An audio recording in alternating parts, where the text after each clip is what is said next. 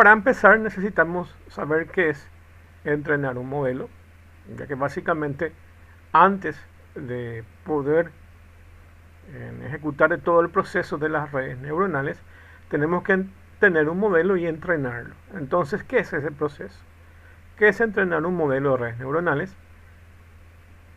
Es el proceso de ajuste de los pesos y los sesgos de una red neuronal para que pueda realizar una tarea específica. El objetivo del entrenamiento es hacer que la red neuronal aprenda a producir una salida deseada para una entrada en estándar propuesta. Entonces tenemos un modelo de salida y tenemos que entrenar a nuestra red neuronal con datos de entrada y comparar esa salida que se va generando con ese dato, con esa estructura estándar de modelo de salida. Entonces ahí se ven los errores y se van corrigiendo tanto el sesgo, que se denomina también bias, del inglés bias, y también se van modificando los pesos de las redes neuronales. Eso es lo que generalmente lo hace una neurona y en conjunto muchas neuronas que forman las redes neuronales. Entonces es eso el objetivo del proceso de entrenamiento, ir acomodando los pesos para que se ajusten a la salida deseada. Bueno, y hoy vamos a ver cómo se hace eso y algunos problemas que tenemos con respecto a los sesgos. La estructura de las redes neuronales artificiales básicamente tienen una capa de entrada, una capa de salida o una y varias capas ocultas. Entonces es esto lo que tenemos generalmente en una red neuronal. Entonces el entrenamiento de una red neuronal implica proporcionarle un conjunto de datos de entrenamiento, se le carga datos, que consiste en pares de entradas y salidas, de las salidas esperadas.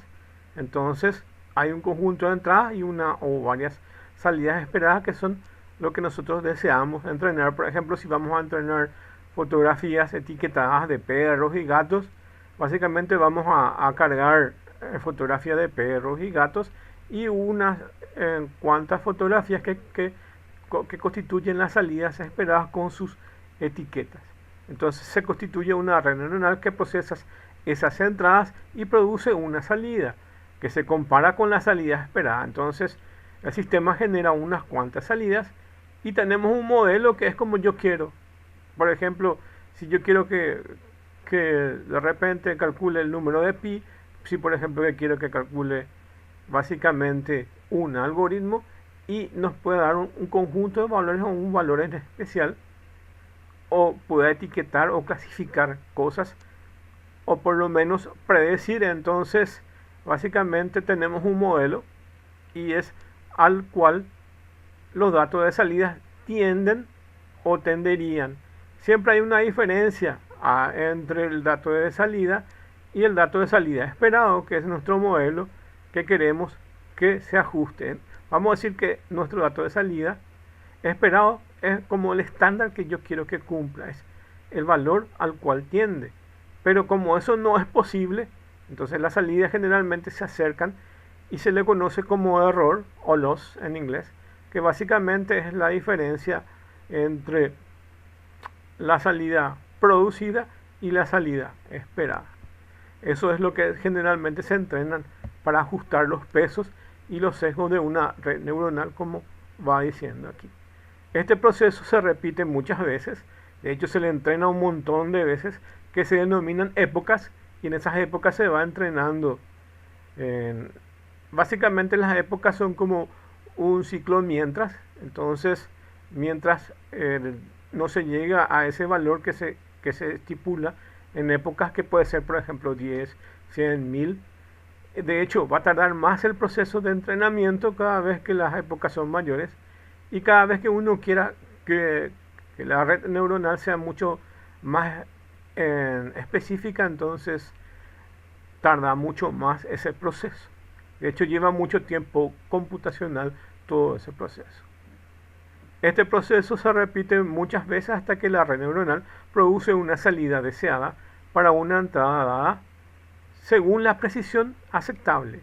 Entonces, tenemos una precisión mínima y una precisión máxima.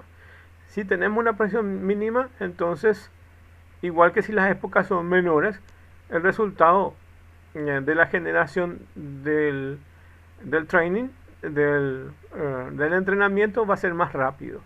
Y si quiero una mayor precisión, así como yo también quiero una mayor cantidad de épocas, el algoritmo de entrenamiento va a ser más lento.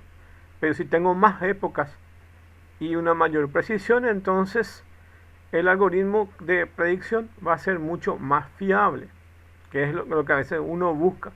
Entonces, computación más alta para esos tipos de procesos se requiere. El entrenamiento de una red neuronal para un proceso iterativo que requiere mucho tiempo y recursos de cómputo, lo que estábamos diciendo. La complejidad del proceso de entrenamiento depende de la complejidad de la red neuronal misma, cómo está estructurada, su arquitectura, y de la cantidad de datos de entrenamiento disponible. Entonces, yo requiero de una cantidad necesaria de datos para que también la red neuronal sea lo más aceptable. Entonces, es la combinación de una cantidad de datos bien estructurado. O sea, si yo solamente tengo 10 datos para entrenar, no va a ser muy efectivo. Necesito 100, 200, 300, 1000. Mientras mayor sea la cantidad de datos para entrenar, entonces va a funcionar mejor, va a ser más óptimo la red neuronal que estoy fabricando. En contrapartida, lo que va a pasar es que va a requerir mayor cantidad de tiempo, también todo el proceso. Entonces, si mientras más datos tengo, así como yo defino mejor mi modelo de redes neuronales, por un lado va a ser más óptimo mis redes neuronales y por otro lado voy a tener mayor cantidad de datos. Entonces, eso también va a hacer que todo el proceso de entrenamiento sea mucho más lento, pero va a mejorar todo el proceso. Ahí hay un poco de lo que vamos a ver también, que no es necesario que con 1000 fotos o 3000 o 10 millones de fotos para poder entrenar un modelo. También hay ciertos problemas que se generan cuando abusamos en la cantidad de datos. Entonces eso vamos a ver algunos problemas que se generan con los sesgos de los datos. Entonces el entrenamiento de una red neuronal es un proceso iterativo y que requiere mucho tiempo y recursos de cómputo. La complejidad del proceso de entrenamiento depende de la complejidad de la red neuronal y por supuesto de la cantidad de datos disponibles. Una red neuronal bien entrenada puede generalizar y producir una salida precisa para una entrada no vista durante el proceso de entrenamiento. Bueno, entonces, ¿qué es entrenar una red neuronal? Consiste en ajustar cada uno de los pesos de entrada de todas las neuronas que forman parte de esa red neuronal. Entonces aquí están las entradas y estos son los pesos. Estos son los valores que yo necesito ir cambiando durante el proceso de entrenamiento, que es básicamente un proceso iterativo y que depende de las cantidades de épocas que nosotros definimos dentro del código. Entonces es eso. Y para que las respuestas de la capa de salida se ajusten a la posibilidad de que los datos puedan ser los más certeros. Entonces aquí es nuestra salida. Y tenemos nuestro sesgo o vías, que básicamente lo que hace es facilitar la activación o básicamente desacelerar esa activación. Facilitar o no facilitar. Entonces esa vía es un valor que hace que básicamente esta función de activación se active o desactive más fácil o menos fácil. Eso es lo que hace esta función de vías, que es lo que vamos a ver también. Bueno, aquí yo les pregunto básicamente dentro del trabajo práctico que tienen que hacer los pasos para entrenar las redes neuronales, y aquí tienen estos pasos que están en color rojo. que es primero recopilar y preparar los datos de entrenamiento. Entonces tenemos que conseguir los datos de entrenamiento, tenemos que depurar esos datos, tienen que ser los datos más fiables. Entonces, si son datos dentro de una planilla, tienen que eliminarse las redundancias, las repeticiones, los datos erróneos. Entonces hay que preparar todo ese conjunto de datos. Hay que preparar los datos que van a ser de entrenamiento, los datos que van a ser de validación y los datos que son nuestros modelos o estándares a los cuales queremos llegar como salida. Entonces todo eso se prepara aquí. Después se define una arquitectura de red neuronal. Entonces aquí definimos, quiero una arquitectura de red neuronal que contenga una capa de salida, otra capa de entrada y una capa oculta. O quiero que tenga 3 capas ocultas o 2. Entonces aquí defino toda esa arquitectura. Después inicializo los pesos y los sesgos de mi red neuronal. Entonces ahí le doy valores o defino esos valores. Después hay otro que se llama propagación hacia adelante y hay otro que se llama propagación hacia atrás, que es básicamente la capacidad de que se pueda ir hacia atrás o hacia adelante. Eso es lo que tienen ahí. Entonces aquí tienen el propagar hacia adelante o hacia atrás. Después tienen calcular función de pérdida. Entonces estamos hablando de que siempre se generan pérdidas, que es básicamente esa diferencia entre mi salida y lo que yo espero, mi dato que yo estoy esperando. Entonces tengo eso. Y ahí entonces está esa función de minimizar un poco, de buscar un poco esa solución. Después tengo propagar hacia atrás, y como tengo propagar hacia adelante, irme hacia adelante o hacia atrás. Después tiene dentro de la función tiene actualizar los pesos y los sesgos, que se hace durante el proceso de entrenamiento. Luego, terminado ese proceso de entrenamiento, se evalúa las salidas. Entonces ahí se evalúa si está bien entrenado o no, con otros tipos de datos que no son los mismos que se generaron dentro del proceso de entrenamiento. Son otros datos con tal de verificar si está funcionando bien o no. Entonces ahí se ajustan a la red neuronal. Eso es lo que se hace. Y una vez que está bien ajustado, entonces se valida todo el proceso y funciona bien. Es muy difícil, o sea, tiene mucho costo el tema de generar. Básicamente es muy costoso el hecho de saber cuáles son los tipos de datos de entrada correctos, cuáles son los tipos de salida correctos, cuál es el modelo, o cómo yo hago mi modelo, o cuál es mi modelo de salida, y después probar eso y ver si funciona o no. Es toda una ciencia el hecho de poder optimizar, de ir optimizando toda esa red. Entonces toda una ciencia eso. Y aquí vamos a ver algunas cuestiones con respecto a los sesgos, que es una de las cosas por las cuales se generan muchos errores dentro de las redes neuronales, y es básicamente lo que se tiene que ir ajustando. Entonces un sesgo puede surgir en diferentes etapas del proceso de entrenamiento, incluyendo la inicialización de los pesos y sus sesgos. Entonces dentro del inicio luego ya puede estar el problema cuando se colocan los pesos aquí en este lugar, los pesos incorrectos, o el sesgo que está en inglés como bias. Entonces si esto ya está mal definido, entonces ya entrena mal. Entonces en todo el proceso hasta el final, entonces se introducen pequeños sesgos, y lo que hace básicamente es modificar el modelo y hacer que se generen algunos inconvenientes. Entonces es eso. En el modelo general básicamente tenemos las entradas, los pesos que son los que se van a entrenar, el valor del sesgo que tienen aquí, o bias, que es lo que básicamente facilita o no al proceso de la activación.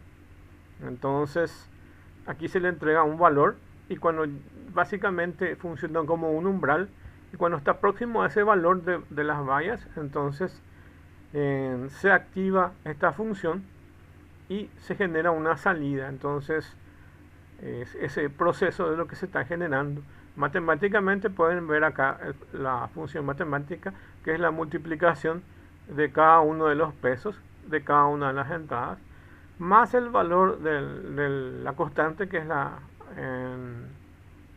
que es el sesgo o bias, que es básicamente como si fuera un peso más, pero que influye directamente en la activación de la salida. Bueno, entonces un sesgo o bias es un parámetro adicional que se utiliza para ajustar la salida de la red. Es un término constante que agrega a la entrada de cada neurona de una red neuronal. Su inclusión ayuda a modelar los modelos, especialmente los modelos complejos.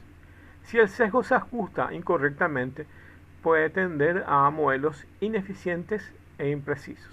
Actúa como un umbral, eso es lo que le estaba diciendo, que determina cuándo una neurona debe activarse su salida. Si la entrada es mayor que el sesgo de la neurona, se activará.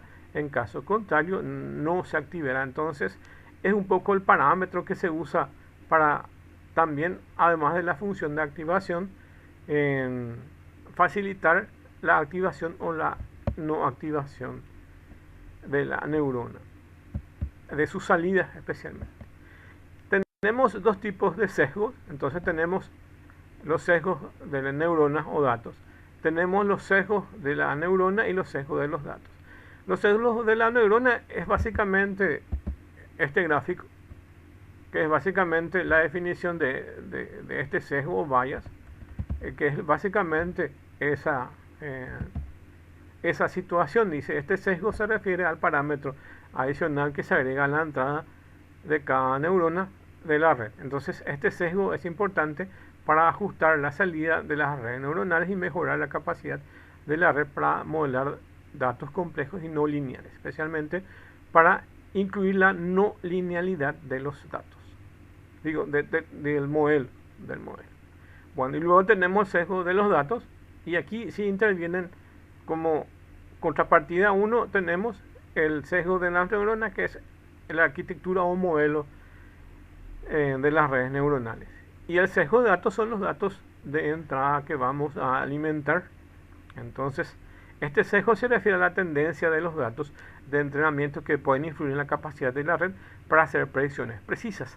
Por ejemplo, si los datos de entrenamiento tienen una distribución sesgada hacia una clase particular, la red neuronal puede tener dificultades para predecir las otras clases con predicción. Básicamente, si vamos a clasificar perros y gatos y otros animales, entonces es los datos de entrada, las fotos de los perros y los gatos que vamos a necesitar. Entonces, esos son los sesgos de entrada. Un ejemplo sería que, por ejemplo, si voy a clasificar perros y gatos y yo solamente tengo fotos de perros, solamente voy a poder clasificar perros y no voy a poder clasificar gatos, gorilas, elefantes, etcétera. No me va a dar la capacidad. Entonces es un sesgo de datos la imposibilidad de poder clasificar otros animales. Entonces solamente tengo fotos de perros, pero mi idea es clasificar animales de diferentes especies y no lo voy a poder hacer. Entonces eso es un sesgo de datos. O tengo mucha cantidad de datos o tengo poca cantidad de datos para procesar. También es un tipo de sesgo de datos. O básicamente estoy eligiendo mal los datos. Supóngase en un tiempo de elecciones presidenciales, si voy a analizar o voy a predecir cuál sería el candidato para presidente, entonces ¿cuál sería mi problema? Mi problema sería el mismo de las estadísticas, de poder seleccionar las muestras de una población y poder analizar los datos que son correctos. Entonces pasa lo mismo que pasa con las estadísticas. Entonces depende de la calidad de los datos que estoy alimentando a mi sistema. Bueno, el sesgo puede ser de diferentes formas, como sesgo. Existen sesgos que son de clasificaciones, como el tema de clasificar animales, cara de personas, etc. Sesgo de atributos, sesgo de etiquetado, entonces le pone etiqueta a cada imagen, por ejemplo. Sesgo cultural, vamos a ver eso. Sesgo de representación, sesgo de confianza, entre otros. Vamos a ver, acá primero en la imagen tenemos uno que está sesgado hacia la derecha y otro que los datos están sesgados a la izquierda. En el ejemplo, la idea es básicamente tener una muestra de fotos, así lo digo directamente. Entonces, si está mal sesgado, que son casos que ya se dieron, entonces muchas de las empresas solamente para que pueda reconocer personas, por ejemplo, cargaron fotos de personas de tez no blanca, o sea, de tez blanca y no negra. Entonces básicamente cuando iba a reconocer personas con características afroamericanas o africanas, entonces no va a reconocer, entonces no reconoce personas de tez negra. Entonces allí se genera un problema de sesgo, que solamente va a reconocer personas que tengan este tipo de piel. Entonces aquí tenemos un sesgo que solamente reconoce no se dice raza, pero ciertas características de las personas y otras no. También puede ser un rasgo cuando existe un sesgo que solamente reconoce, en este caso, un género y no reconoce otro. O lo que pasó con los entrenamientos de Google, que básicamente tenía que reconocer personas y le colocaron una foto de un chimpancé y reconoció como persona. Entonces hubo errores de sesgo también en su clasificación. Entonces aquí ven estos que estaban acá o están mal etiquetados o tienen un rasgo que es cultural. Entonces son los géneros o sesgo de representación, sesgo de confianza o sesgo de clasificación, que por ejemplo puede ser personas que tengan ciertas características o no puede reconocer un oriental o no puede reconocer un afroamericano, etcétera. Entonces son tipos de sesgo de clasificación que se pueden dar. Entonces los sesgos de datos son también conocidos como sesgo de selección o sesgo de muestreo en las redes neuronales, y se refiere a la tendencia de los datos de entrenamiento que puede influir en la capacidad de la red para hacer predicciones precisas. Entre sus características tenemos que el sesgo de datos puede ser causado por una variedad de factores, tales como la falta de diversidad de la población de entrenamiento, son todos de personas de color blanca o son todas de color negro, el sesgo del investigador de la selección de datos. Entonces aquí el que va a hacer una encuesta básicamente no tuvo en cuenta ciertas características de la población y entonces se realiza de alguna forma incorrecta el sesgo de los datos. Y también puede ser la falta de representatividad de los datos recopilados. Entonces no es representativo de la población que estamos necesitando analizar. Entre algunas características tenemos el sesgo de datos puede afectar la capacidad de la red neuronal para hacer predicciones precisas y puede incluso llevar a una sobreestimación o subestimación de los resultados, y vamos a ver eso qué es. ¿Cuándo ocurre una subestimación? Cuando una red no tenga suficiente información sobre ciertas clases o categorías que dificulta su predicción correcta. Por ejemplo, si una red se entrena para reconocer objetos de imágenes que contienen principalmente gatos, la red podría subestimar la presencia de otros objetos de una nueva imágenes que contenga principalmente perros. O sea que si yo básicamente fui cargando con datos de características de animales, de gatos, no tuve en cuenta de los perros, entonces me toca entrenar eso y luego probar eso y me doy cuenta que básicamente no reconoce perros. O ocurre acá un error de subestimación. Bueno, ¿y cuándo es una sobreestimación? Entonces se entrena con datos sesgados sobre lo que representan ciertas clases o categorías, sobreestima la importancia de esas clases o categorías. Por ejemplo, se entrena para reconocer objetos de imágenes que contienen principalmente perros.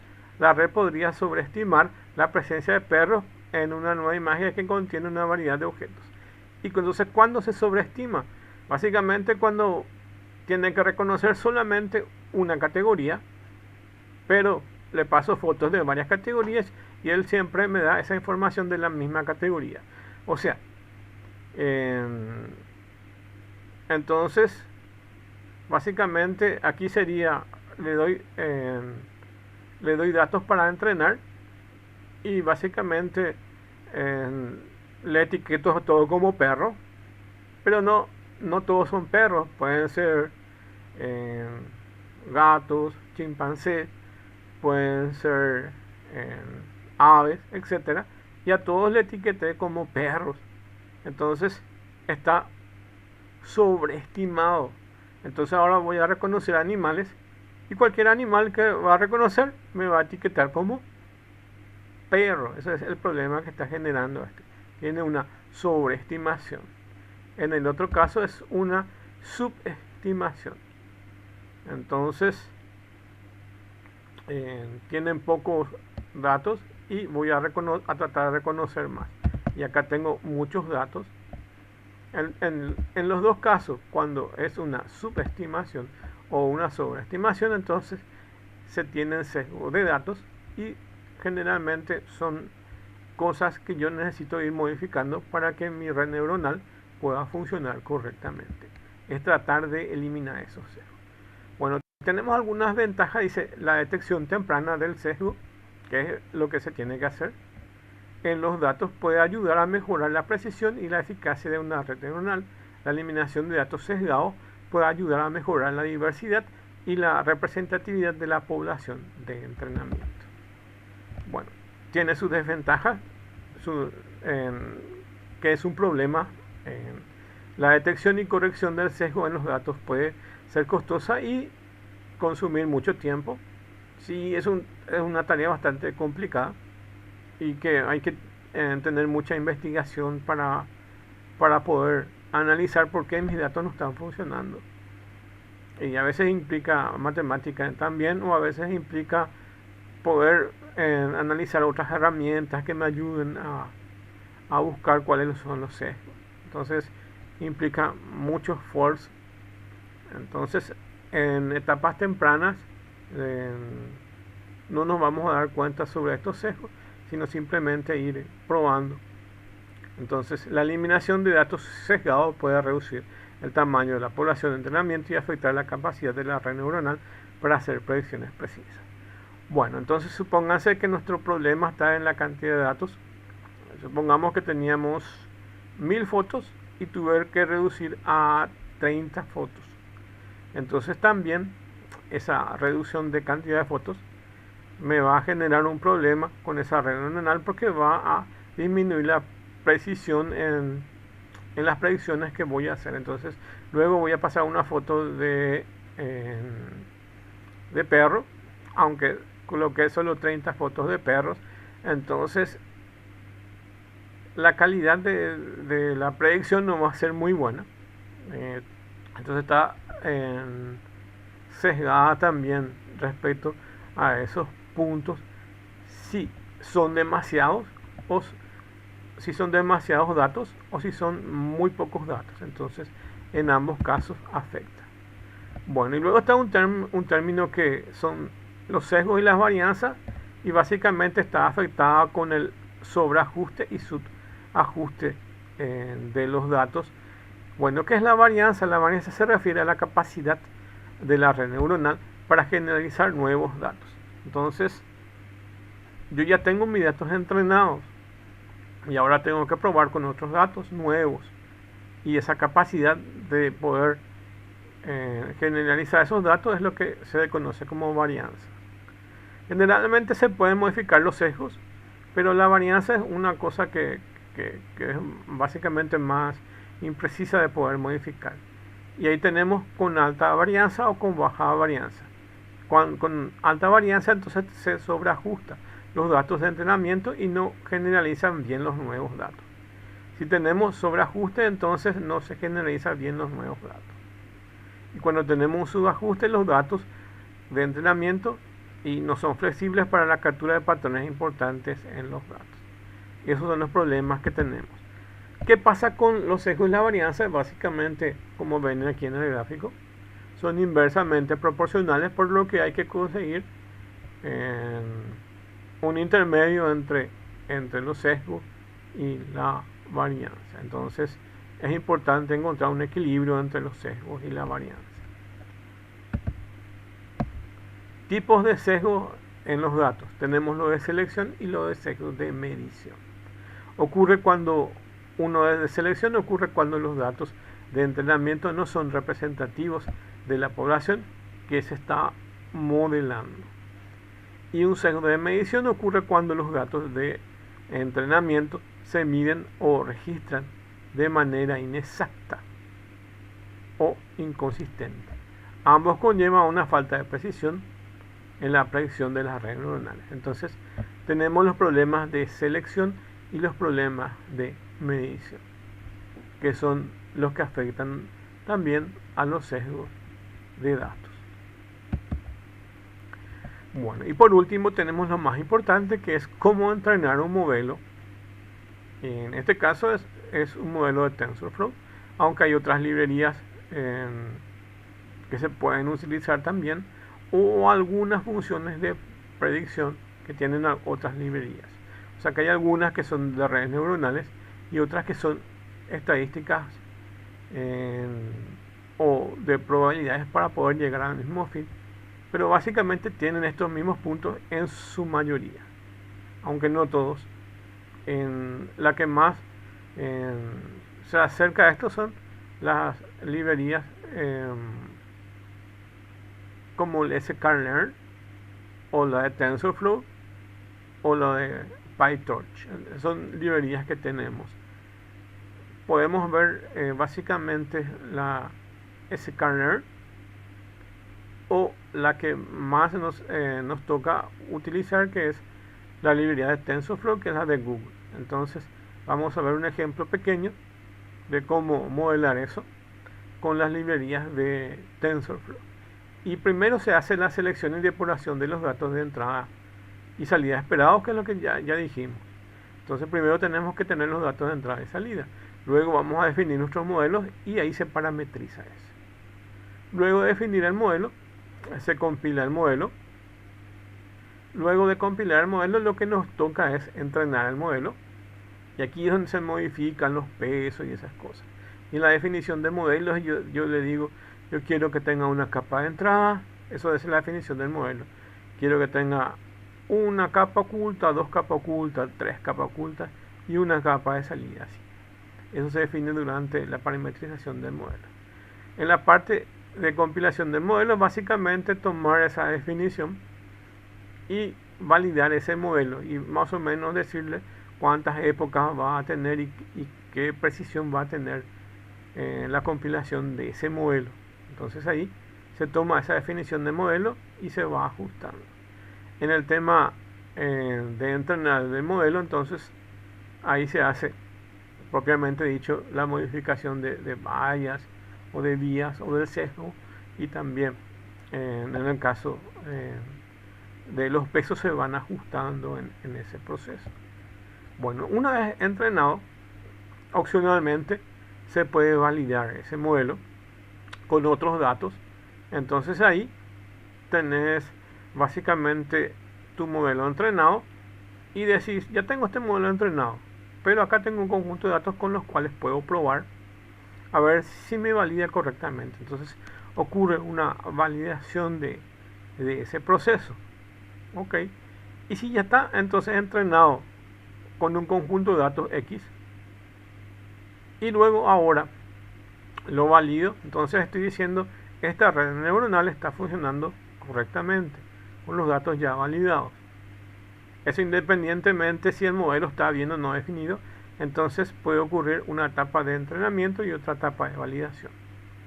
La etapa de entrenamiento, los datos deben ser diferentes a los datos de validación, porque si no ocurre algo que se llama overfit, que es básicamente en hacer que, que los datos que vas a probar después, o los datos que vas a utilizar para tu predicción, solamente se ajusten a tus datos que están definidos en el conjunto de datos del modelo, acá donde dicen entrenar el modelo. Entonces, lo que no está definido acá van a tender a no reconocer. Por eso es que tus datos de modelo deben ser diferentes a tus datos de validación del modelo. Eso yo no tenía en cuenta y hasta que después recién yo pude darme cuenta de que existen esos dos elementos que son diferenciados. Mi idea es básicamente colocar en la misma carpeta las imágenes de perros y en otra carpeta volver a colocar la de perros, pero que sean las mismas, no tienen que ser distintas. Eso es algo que no estaba dándome cuenta y después al leer recién pude identificar que los datos de entrenamiento son diferentes a los datos de validación para que den valores aceptables en las predicciones. Luego lo que se hace o lo que se debería hacer puede ser guardar los pesos y el modelo compilado. Entonces se guardan en este tema de entrenamiento, compilación y todas esas cosas. Y los datos entrenados, una vez que estén entrenados, entonces se guardan los pesos que fueron cambiándose y se queda en el valor óptimo de los pesos y el modelo que se define aquí. Entonces eso se guarda. ¿Se guarda para qué? Para que después el proceso, como les dije, básicamente el proceso de entrenamiento puede durar mucho tiempo. Entonces, si yo ya tengo definido eso en un archivo, va a ser mucho más rápido cuando quiero reconocer perros, gatos o algún otro animal o alguna otra cuestión de predicción, tener guardado esa definición de los valores correctos en un archivo y poder luego leer esos datos ya procesados y poder fácilmente adaptar a mis nuevos datos que estoy queriendo predecir. Entonces, primero guardo esos pesos y modelo compilado, luego en otro programa, en otra sección del mismo programa o de otro programa, leo esos pesos y modelos ya compilados y ahí realizo esas predicciones. Esto es básicamente todos los pasos que se necesita para poder hacer, o los pasos básicos necesarios. Algunos de estos pasos se pueden olvidar, como por ejemplo, en algunos casos se puede olvidar esta validación y de guardar los pesos. Entonces, hay cosas aquí que se pueden ir modificando, pero esto sería más o menos una estructura que podemos considerarla como básica y necesaria. No siempre es así. Bueno, y por último, acá les dejo un ejemplo que voy a explicarlo rápidamente.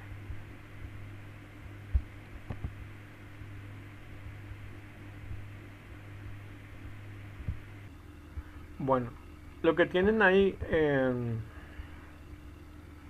lo que tienen aquí compartido, básicamente es este modelo. Básicamente tenemos una capa de entrada, dos capas ocultas y una capa de salida. Esta es la que vamos a modelar en este ejemplo, ¿okay?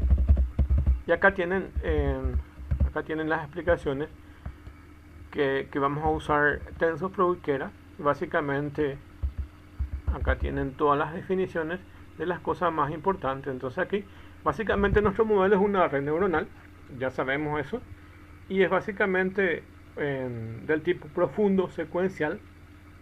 Profundo porque tiene capas ocultas, y desde que tengamos dos capas ocultas ya es profunda. Si tenemos una capa oculta no, ok, pero si tenemos dos es una capa oculta, es de tipo secuencial y tiene una capa de salida. Entonces es este gráfico que ven aquí.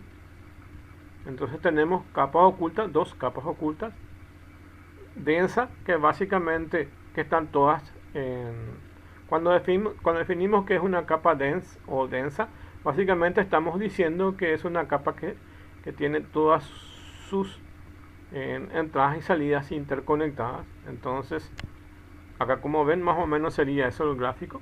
Son capas densas que están todas interconectadas, así mismo como está acá. ¿Ven? Este conecta acá, este otro conecta acá, este otro acá. Las entradas y las salidas de uno y otro están interconectadas. Entonces son capas densas. Ese es el tipo de capas que tenemos nosotros definido. ¿Okay?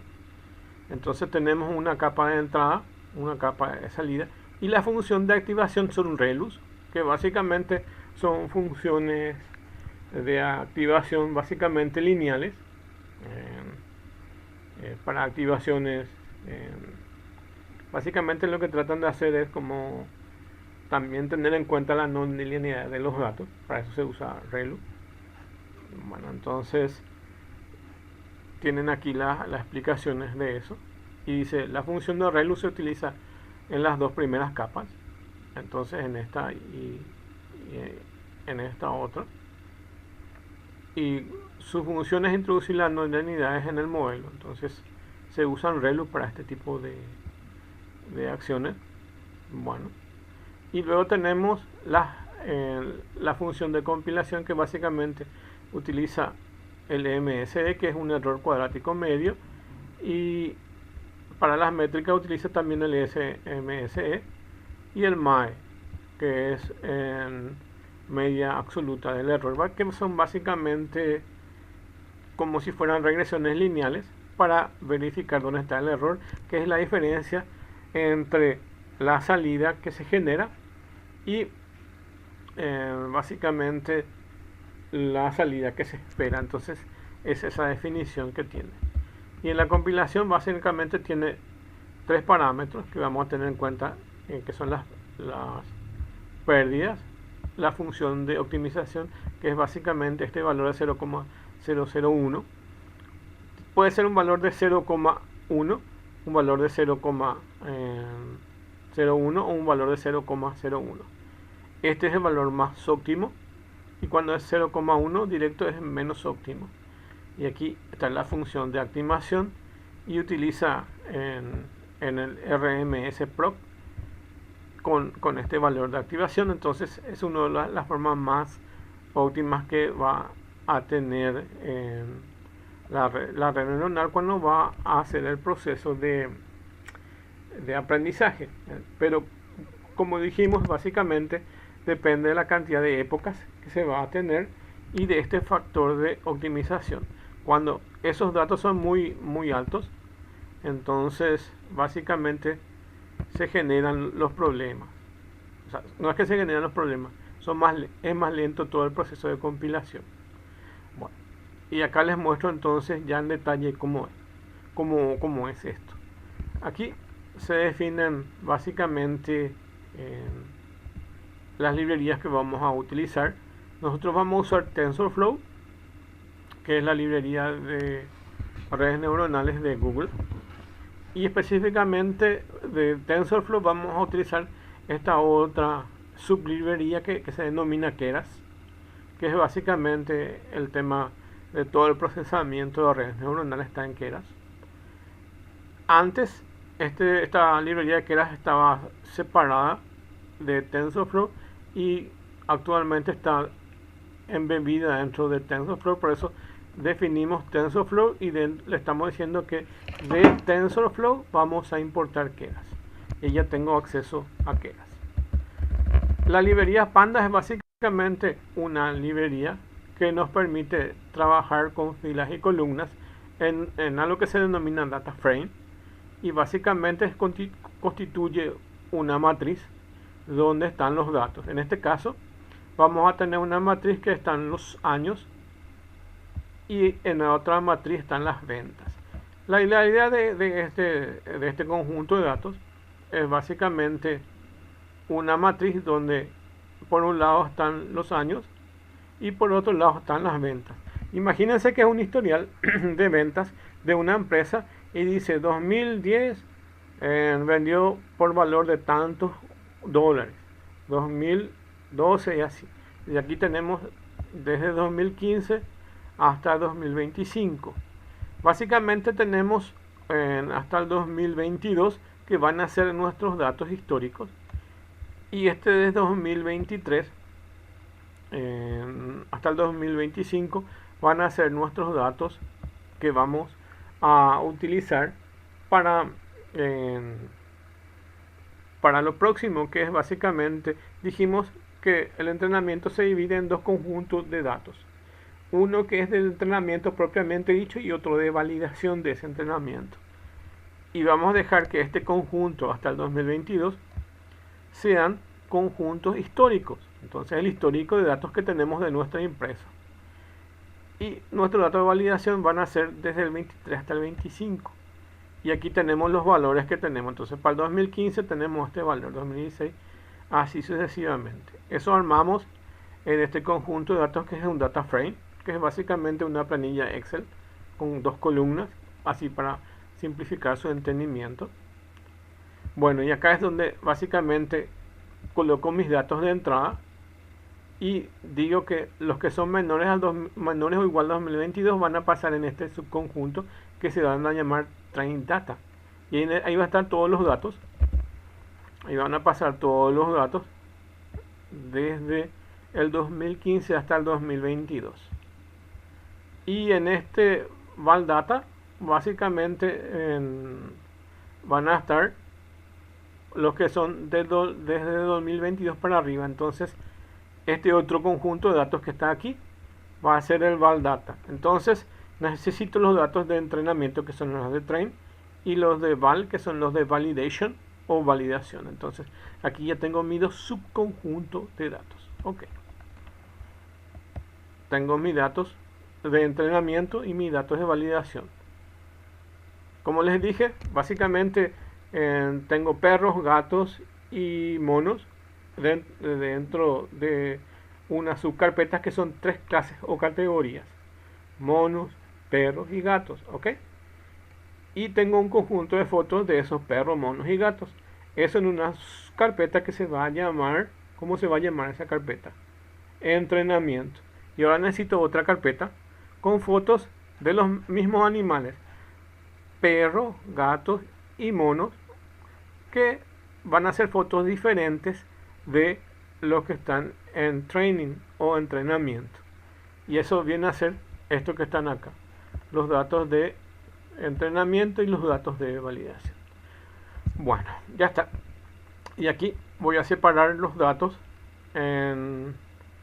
acá voy a volver a separar estos datos que estaban aquí en años y ventas. Entonces en uno van a estar las ventas y en otro van a estar los años. Como etiqueta van a estar los años, y como los datos van a estar estos valores de ventas. ¿Ok? Entonces esa división básicamente es la que se hace aquí. Se crea otro vector que va a contener, si elimino la columna de ventas me queda la de año, entonces eso va a ser lo que se va a entrenar, los años. ¿Ok? Y las etiquetas vienen a ser esta de ventas. Entonces estos dos para training y estos dos la misma aplicación para quitar los subconjuntos aquí en training y features, o sea, y validation y training. Esto lo que estoy haciendo es quitar desmenuzar más esto, entonces dividir los datos en características y etiquetas. Entonces las etiquetas y los datos. ¿Ok? Bueno, y acá ya tengo todo desmenuzado mis datos, porque lo que tengo que hacer es primero procesar los datos y quitar todo eso. ¿Se acuerdan eso? Ok, y una vez que tenga todo eso, lo que voy a hacer es crear mi modelo. Y acá voy a crear. Defino una variable model y va a ser que era punto secuencial, porque era una red neuronal profunda secuencial. Entonces va a ser que era punto secuencial si yo quiero que sea secuencial. Y en dense, y luego abro paréntesis y voy a crear estas definiciones para mis redes neuronales. Y se acuerdan que teníamos dos capas ocultas, y esta definición es la primera capa oculta y esta es la otra capa oculta. Este es el número de neuronas que tiene. Mientras más neuronas tiene, evidentemente va a ser más preciso, pero va a tardar mucho más. ¿Ok? Entonces le pongo 1264 al azar, Pues generalmente en la mayoría de las prácticas colocan 32. En este tipo de prácticas yo encontré 64 y yo le puse 1264 para que sea un poco más precisa eso. El tipo de activación va a ser ReLU. Y básicamente acá está el modelo en el Input Shade Train Factors. Está viniendo todo el modelo de los datos que yo necesito. ¿Ok? Y ahí ya tengo entonces el modelo que va a utilizar la primera capa de la entrada, para la entrada, que es los datos que van a tomar de la entrada. Luego defino otra capa oculta, y esta que dice que era layer.dense. Dense 1 básicamente es una capa de salida. Ok, entonces ya defino cómo va a ser mi modelo, que es básicamente este gráfico que le estaba dejando aquí, y las explicaciones de cómo se forman todas esas capas están en estos comentarios para que puedan leer con más definición. Bueno, o sea, está todo documentado, todo el proceso de lo que hace. Bueno, y luego lo que necesito es compilar el modelo, y acá le doy el tipo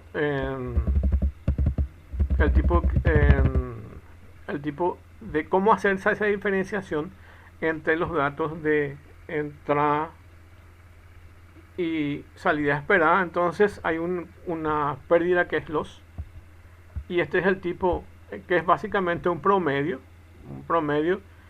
que es, vamos a suponer, a ver, en regresión lineal, básicamente por el método de mínimos cuadrados, básicamente lo que se hace es elevar al cuadrado esa diferencia entre los datos de salida menos, o sea, los datos de salida esperados menos los datos de salida obtenidos, y ahí está el error más o menos.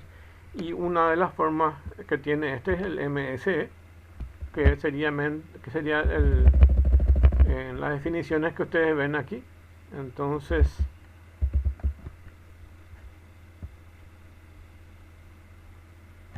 es el error cuadrático medio, que es más o menos lo que le quería decir. Y la otra forma luego es el MSE, y el MAE, que es la media absoluta del error, que es para el tercer parámetro que se coloca las métricas. Se puede colocar simplemente este de loss y dejar optimización y métricas que son opcionales. Directamente si colocan eso les va a funcionar, pero aquí en el ejemplo está en los tres parámetros de la compilación cargados. Entonces aquí tenemos la compilación. Entonces aquí tenemos el tipo de manejo de los errores, y tenemos la optimización, y esta es la máxima. Este valor es 0,001, es el valor de máxima optimización, y las métricas que va a tratar son del MAE y el MSE, que ya están definidos ahí en las explicaciones. Bueno, y acá en model.fit entonces entrena el modelo. En la compilación básicamente dice, bueno, vos definiste este tipo de modelo y aquí lo voy a armar.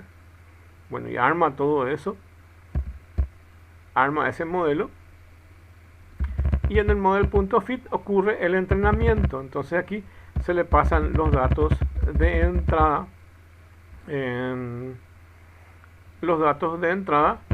y sus etiquetas.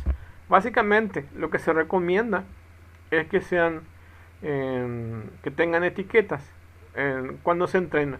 O sea, cuando ustedes van a entrenar perros, gatos, coloquen las etiquetas a cada perro que le identifique que es un perro. Y cuando van a clasificar gatos, coloquen en la etiqueta que diga que es un gato. De esa forma el proceso de clasificación es mejor.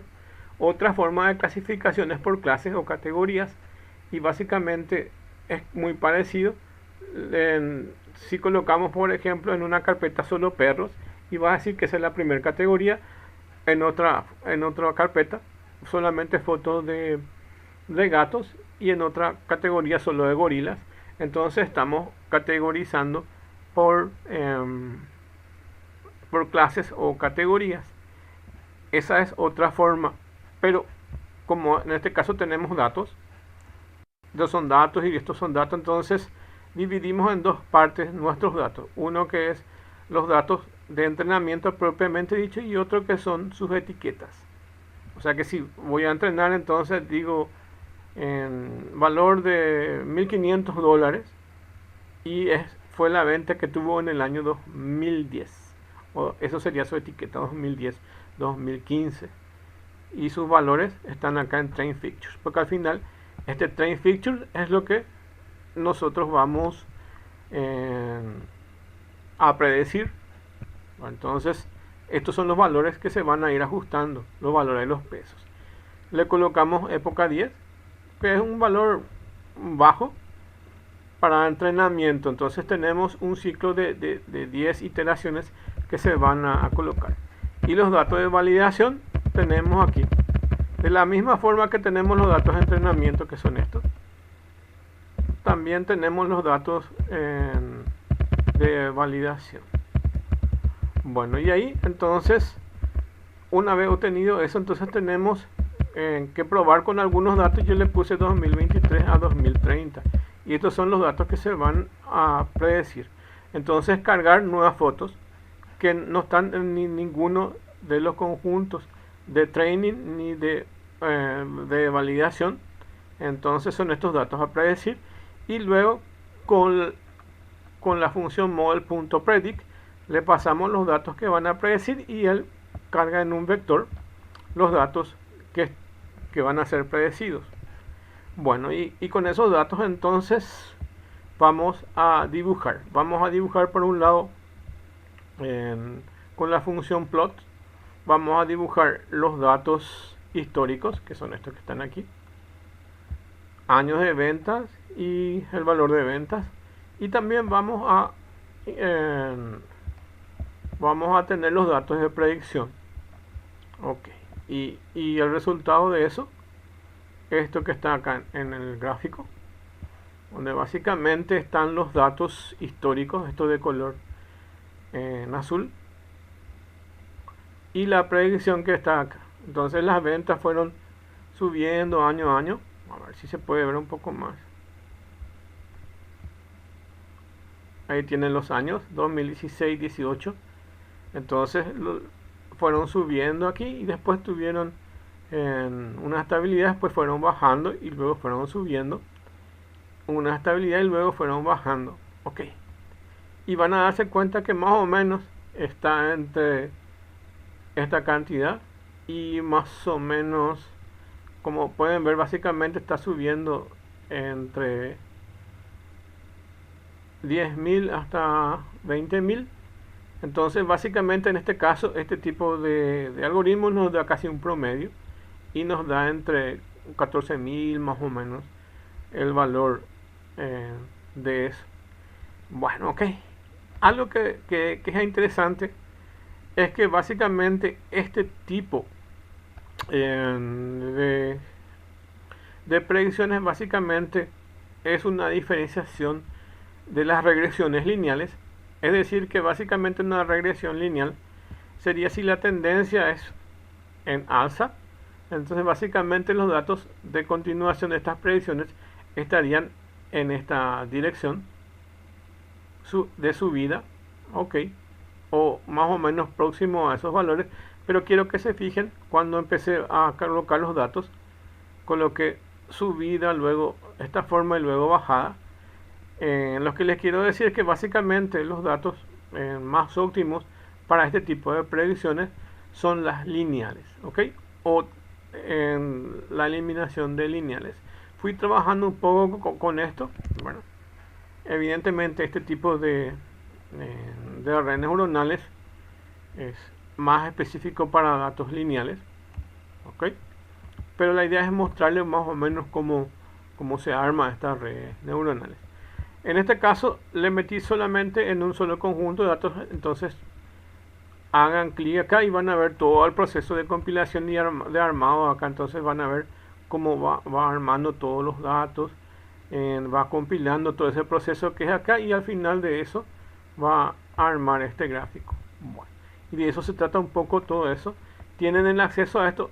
Me gustaría que aquí cuando van a probar, como este Google Colab, entren en su Google y ahí en la herramienta esta y le dan archivo guardar como y guardan dentro de su Drive para poder probar directamente, para no destruir este código que ya está hecho.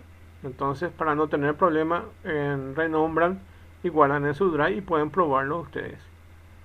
Y pueden mirar con detalle más o menos cómo es el proceso de una creación con la herramienta TensorFlow, cómo es que se puede llegar a hacer. Esto puede tener 1000 tipos de variaciones.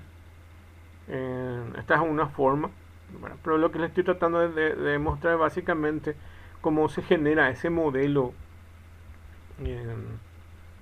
cómo se genera ese modelo que tenemos para los datos. Bueno, eso es todo entonces y muchas gracias.